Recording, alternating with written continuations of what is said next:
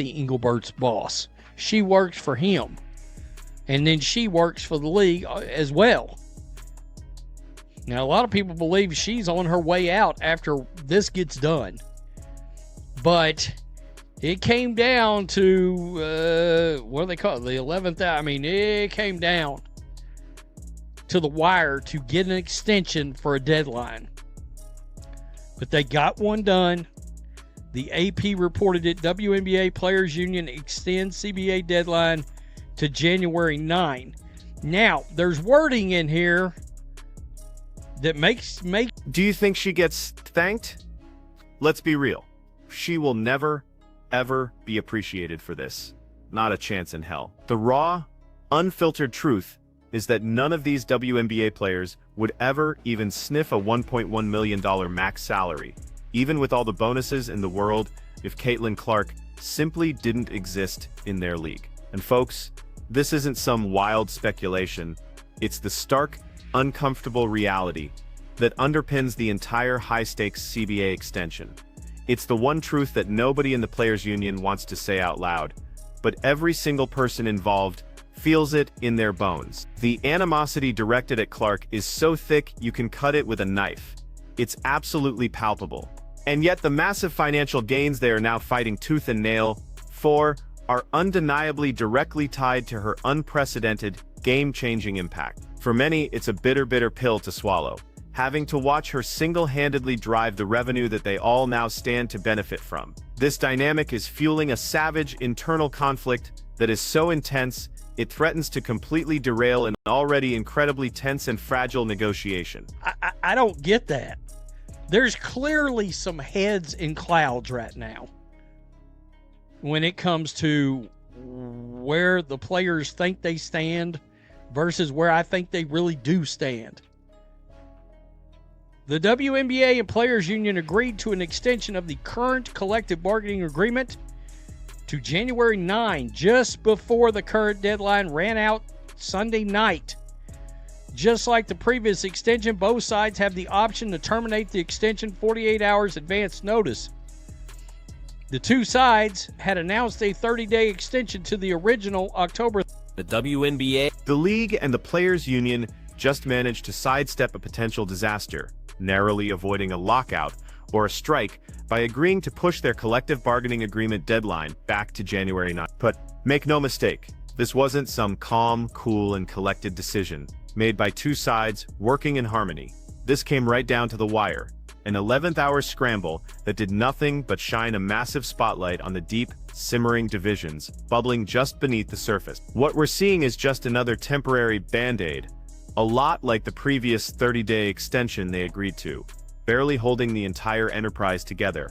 You can even feel the tension in the very wording of the official announcement. The union's statement, in particular, was loaded with an implicit threat, a read-between-the-lines message that reveals just how precarious this entire situation truly is as they attempt to force substantial movement from the league's ownership. Expect substantive movement from the league within this window, the league said in a statement. That's the statement that, in my opinion, implies threat from the Players Union. We expect movement from the league, or else is really how I take that. All right. With nothing urgent on the immediate horizon except for the expansion draft, well, that's sort of a big deal. Isn't that funny? We're talking about actual new franchises. Nothing urgent except for the expansion draft. And get this, both sides have the option to blow this whole thing up by terminating the extension with just 48 hours notice. Think about that for a second. That single clause speaks absolute volumes about the staggering lack of trust between the two parties and their readiness to go to war if their demands aren't met. This isn't just some standard legal boilerplate language. It's a strategic weapon, a loaded gun on the negotiating table, constantly reminding the other side of the imminent possibility of a total collapse. It's a power play, plain and simple. And the Players Union even proposed a 6-week extension, right after the league suggested a shorter one, which perfectly illustrates their intent to leverage every single second, every single moment, to their advantage, pushing for every possible concession in these incredibly high-stakes discussions. Well, that's sort of a big deal. Hey, isn't that funny? We're talking about actual new franchises. Nothing urgent except for the expansion draft. That seems like in most pro leagues that would be a pretty damn big deal. Portland and Toronto would be unlikely that either side would exercise the option to terminate the extension. Last season's expansion draft for Golden State was held in December. Yeah, it was held on the 6th. Free agency would be the next big thing for both sides to deal. That is usually done in late January. At the heart of this conflict, you have the league ownership, who in most cases are also NBA owners, and the players' union clashing over two colossal sticking points: salaries and revenue sharing. And let's be crystal clear, these aren't just minor disagreements over a few percentage points. These issues are the absolute bedrock of professional sports economics. They determine exactly how the vast and rapidly growing financial pie is going to be divided. Now, to their credit, the league did put a significant proposal on the table, which included a headline-grabbing $1.1 million maximum salary. This wouldn't be for just one superstar either. It would be available to more than one player per team and is set to grow every single year. But this seemingly generous offer is directly, undeniably linked to the burgeoning popularity and marketability of the league, which is being driven in no small part by a certain new phenomenon. Signed one-year deals last season knowing there would be a huge salary bump when a new CBA is agreed upon.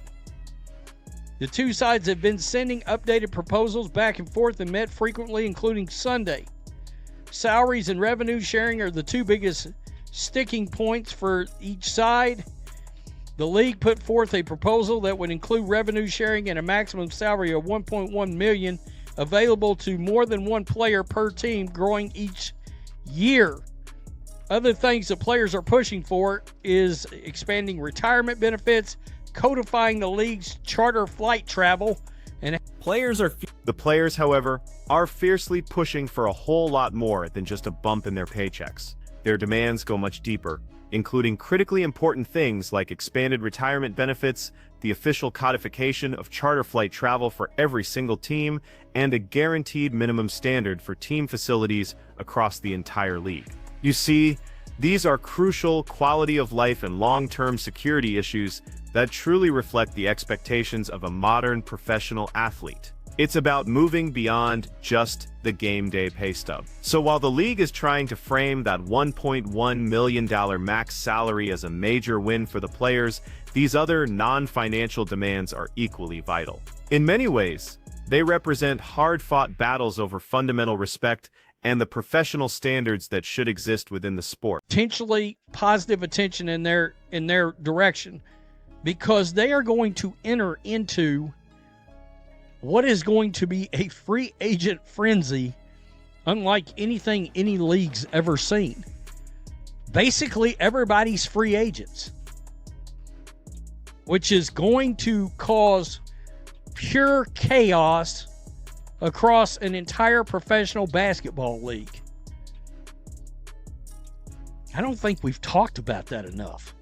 I mean, it is going to be like throwing a grenade right into the middle of everything and watching and that's going.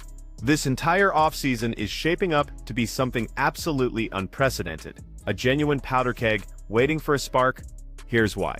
Almost every single veteran player in the league is about to become a free agent. They all strategically signed one-year deals last season because they absolutely knew a huge salary bump was coming with this new CBA. This setup creates the potential for an unparalleled free agent frenzy, a chaotic, wild period of player movement that will essentially reset entire team rosters from the ground up. It's not an exaggeration to say it's like throwing a live grenade into the middle of the WNBA. The explosion of player movement and team rebuilding that would follow will completely dominate the news cycles, but, and this is the crucial part, only if the CBA is actually settled before it all kicks off. You know what's crazy about all this? So many of these players have so much jealousy and animosity towards Caitlin Clark.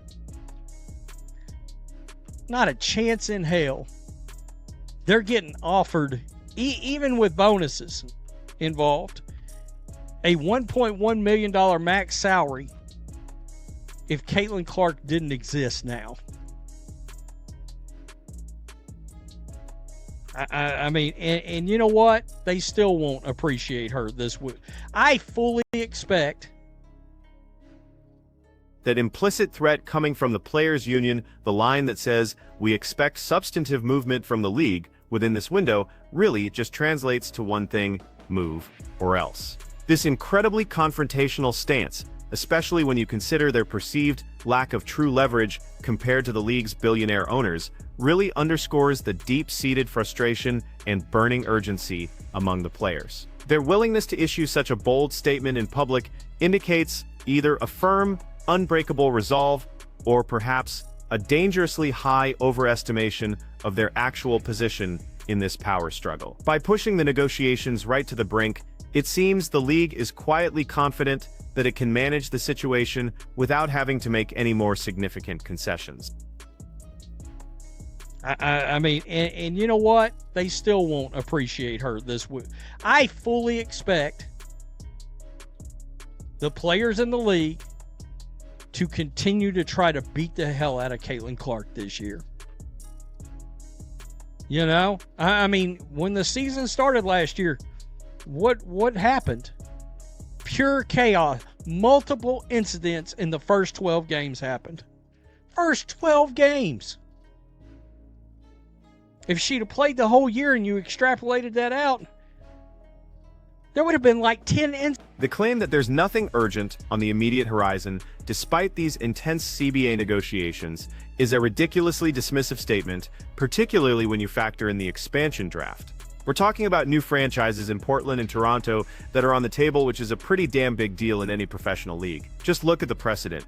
Last season's expansion draft for Golden State happened in December, which means this ongoing delay directly impacts the new team's ability to even begin building their rosters. This crucial step toward actually growing the league is being completely overshadowed by the CBA uncertainty, adding yet another layer of complexity and pressure to an already fraught situation. Looking at the past for guidance, the previous CBA expired back in 2019, which led to a 60-day extension before the new agreement was finally ratified in January. This historical context does offer a small glimmer of hope that a resolution by January 9th is achievable, suggesting both sides believe a deal is within reach. However, you can't just assume history will repeat itself, because the current landscape, especially with the seismic economic forces at play, is vastly different, making this a far more contentious and high-stakes battle than any previous negotiation. And make no mistake, the league stands to benefit massively if a new CBA is finalized soon, specifically by being able to enter that unparalleled free agency frenzy with a clean slate. This would generate an enormous amount of positive attention in the news cycles, capitalizing on the beautiful chaos of almost every player being available. Just imagine the narratives, the blockbuster signings, the complete team overhauls.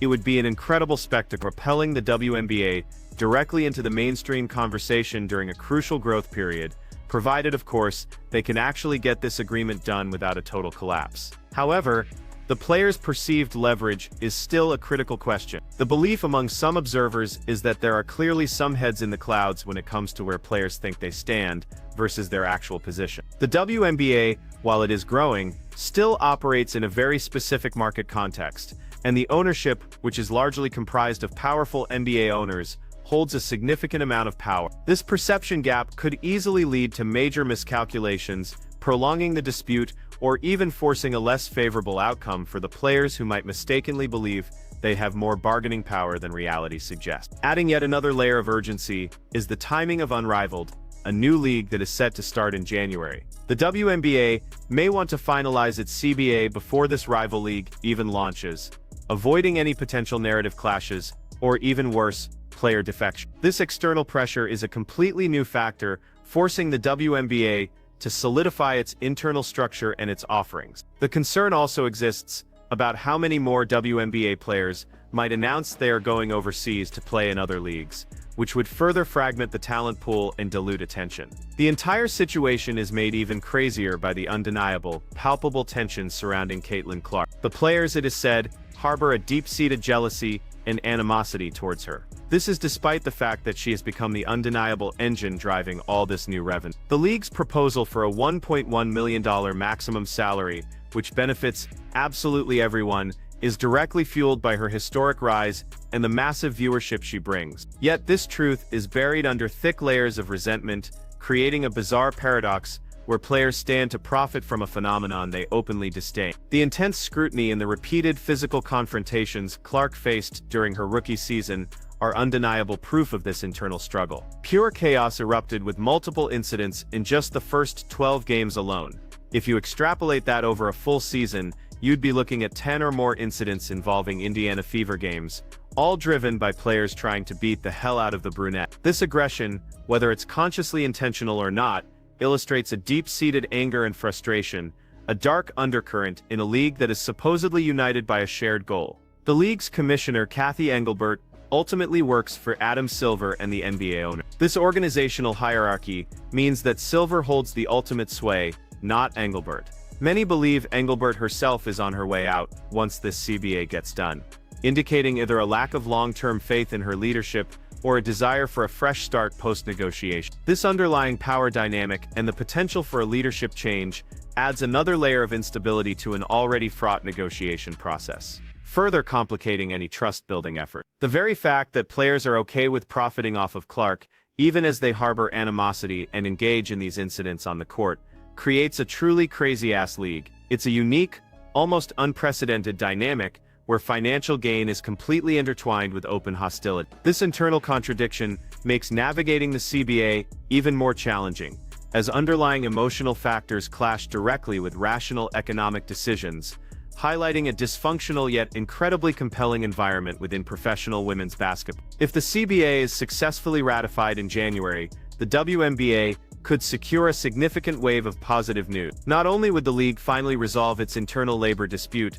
but it could immediately pivot to a positive news cycle focused on the expansion draft and that unprecedented free agency period. This 2-week window of activity would generate immense buzz, potentially overshadowing the contentious negotiation process and framing the league in a progressive, exciting light as it prepares for an electrifying new season. The timing, however, is far from ideal. The NFL playoffs will be in full swing during January, an unavoidable juggernaut that will steal a significant portion of the sports media spotlight. This means the WNBA's potential positive news cycle, however impactful it might be, will struggle to gain maximum traction against the behemoth of American football. It's an unfortunate reality for a league trying to carve out its own space, constantly battling for attention against established giants in the highly competitive sports entertainment landscape.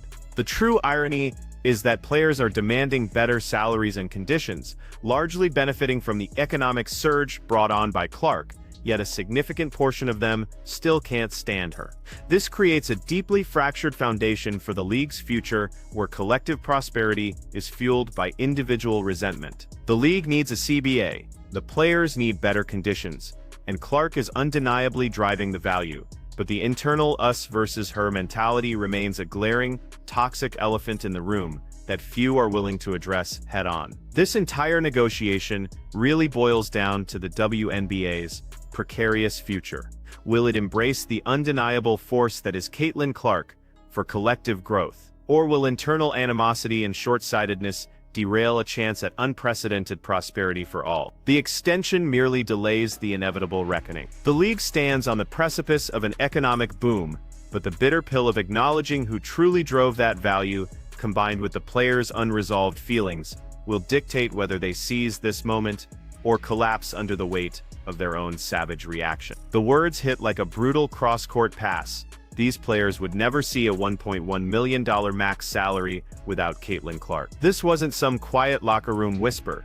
It was the raw, unvarnished truth, laid bare for all to see, exposing the uncomfortable reality of the WNBA's recent CBA extension talks. While the league and players' union scrambled to extend their deadline, the underlying tension, fueled by an undeniable animosity towards Clark, became the real story. The players stand to gain a massive financial bump, yet the very person arguably driving that gain faces an unprecedented level of on-court aggression and off-court resentment, creating a truly savage dynamic nobody is openly discussing. The WNBA and its players' union just barely averted a crisis, extending their collective bargaining agreement deadline to January 9th in the 11th hour. This last-minute scramble, reminiscent of past negotiations, only momentarily defers the deep-seated issue.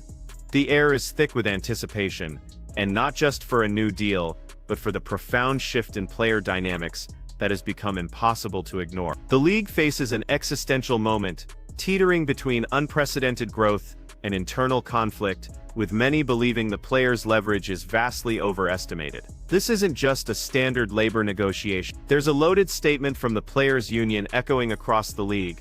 We expect substantive movement from the league within this window. To many, this reads less like a request and more like a veiled threat, a daring gamble by players who, despite their perceived power, might be misunderstanding their true standing. It implies an or-else scenario, escalating the stakes dramatically in an already tense environment. The question is, does the union truly possess the leverage to back up such a bold declaration? The proposed deal on the table is game-changing, especially for player salaries. It includes a maximum salary of $1.1 million, available to more than one player per team, set to grow annually. This figure alone represents a massive leap, a promise of financial security for athletes who have long fought for better compensation. This substantial increase is directly tied to the league's surging popularity and revenue, a phenomenon arguably catalyzed by one player's arrival, creating an awkward, unspoken truth about where this financial opportunity truly originates. Beyond the salary bump,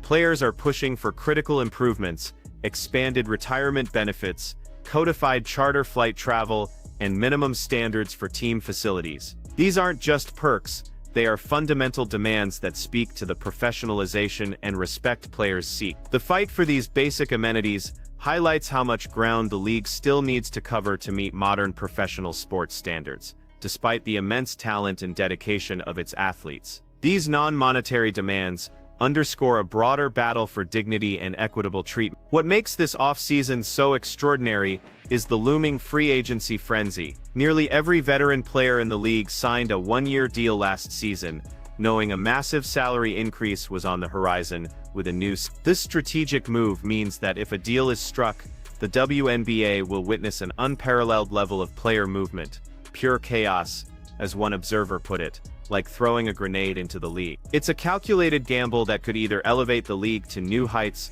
or create an unstable, unpredictable environment. Salaries and revenue sharing remain the primary sticking points, the twin pillars upon which this entire negotiation hinges. The league's offer of a $1.1 million max salary, coupled with revenue sharing, aims to bridge this gap, but the specifics of how that revenue pie will be sliced are proving contentious. Both sides want their fair share, but defining fair in a rapidly evolving league with unprecedented growth has become a battleground. This financial tug-of-war illustrates the complexities of balancing player aspirations with ownership profitability. The timeline itself is a tightrope walk. The original October 31st deadline, then extended for 30 days, just barely ran out before Sunday night's midnight cutoff, leading to this newest January 9th extension. The recurring last-minute agreements hint at a challenging negotiation where concessions are hard-won. Both sides met frequently over the holiday weekend, showing a clear urgency, but the repeated extensions reveal deep disagreements that couldn't be resolved with quick fixes, suggesting that significant hurdles remain. Interestingly, nothing urgent is immediately on the horizon, except for the expansion draft, which some might consider a pretty damn big deal. New franchises like Portland and Toronto are expected, signifying growth and opportunity, yet the CBA negotiation casts a shadow over these exciting developments. The expansion draft for Golden State last season happened in December, meaning this delay impacts the entire league calendar. It's a stark reminder that labor disputes don't just affect current players, but the future structure and expansion of the sport. The delay in CBA talks directly impacts the timing of free agency, which typically kicks off in late January. With virtually every veteran player set to become a free agent, the WNBA is bracing for an unprecedented player shuffle. This chaotic market, fueled by new salary figures and player demands, will dominate the news system. Yet, if the CBA is not ratified by then, the entire free agency period could be thrown into disarray, leaving players and teams in limbo, creating a massive headache for the league and its fans. There's an undercurrent of deep-seated jealousy and animosity directed squarely at Caitlin Clark from many established players. This isn't just speculation. It's a sentiment palpable enough to be discussed openly by league observers. The perception is that Clark's arrival has dramatically inflated the league's value, leading directly to the prospect of a $1.1 million max salary. This financial windfall, a direct benefit to all players, is ironically met with resentment rather than gratitude, creating a toxic environment where success is both desired and reviled. The hypocrisy of the situation is glaring. Many players are poised to profit immensely from Clark's unprecedented impact, yet they allegedly continue to treat her with disdain on the court. The expectation is that players will continue to beat the hell out of her during the upcoming season, mirroring the pure chaos and multiple incidents seen in the early games of her rookie year. This dynamic of profiting from someone while simultaneously trying to physically intimidate them reveals a concerning aspect of the league's culture. The league saw a staggering number of incidents involving Indiana Fever games last year. If extrapolated across a full season, these altercations could have reached double digits, an astonishing statistic for any professional sport. These weren't random occurrences, they were perceived as targeted aggressions against the league's breakout star, fueling the narrative of jealousy. It highlights an alarming trend of player-on-player aggression that transcends competitive play, becoming a potential public relations nightmare if it escalates further.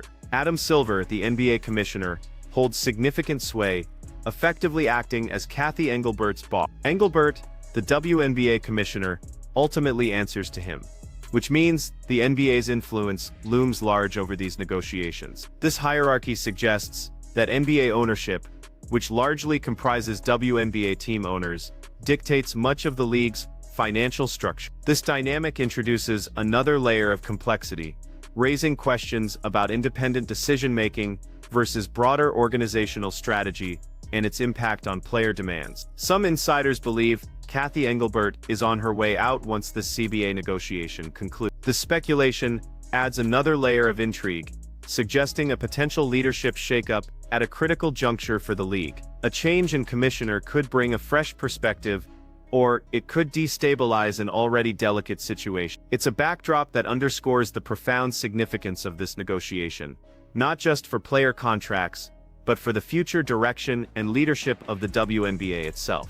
The memory of the previous CBA negotiations in 2019 offers a glimmer of hope. Then, both sides agreed to a 60-day extension, ultimately ratifying a new agreement in January 20. This precedent suggests that a January resolution is certainly possible, indicating a history of reaching consensus under similar time pressure. However, the current landscape, with its unprecedented player dynamics in the Caitlin Clark effect, adds variables that make this negotiation far more complex than its predecessor. A successful CBA agreement would undoubtedly bring a surge of positive attention to the W. It would unleash the anticipated free agent frenzy, creating a news cycle unlike anything the league has ever seen, captivating fans and media alike. This burst of activity would be crucial for momentum, potentially overshadowing the previous contentious talk. However, the shadow of the NFL playoffs, which run concurrently in January, threatens to siphon away crucial media bandwidth,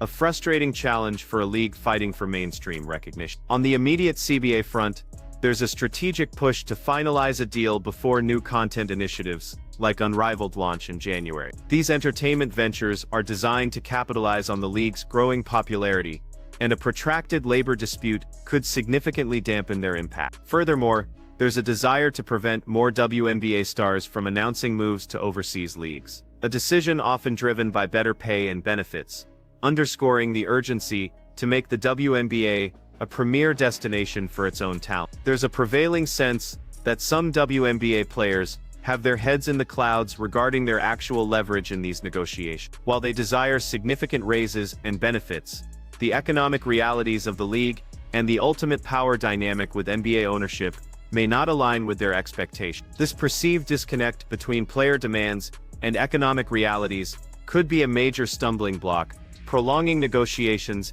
and risking a confrontation if either side misjudges the other's resolve or financial flexibility. The CBA extension, despite its immediate relief, shines a harsh spotlight on the WNBA's volatile future. It's a league caught between unprecedented growth, thanks in no small part to stars like Caitlin Clark, and a gnawing internal friction that threatens to undermine its progress. The impending free agency chaos, the battle for basic player rights, and the undercurrent of resentment toward the very player driving record engagement, all combine to create a landscape of both immense opportunity and profound peril. Will the league unite to harness its potential, or will these tensions ultimately tear it apart, leaving a legacy of what could have been?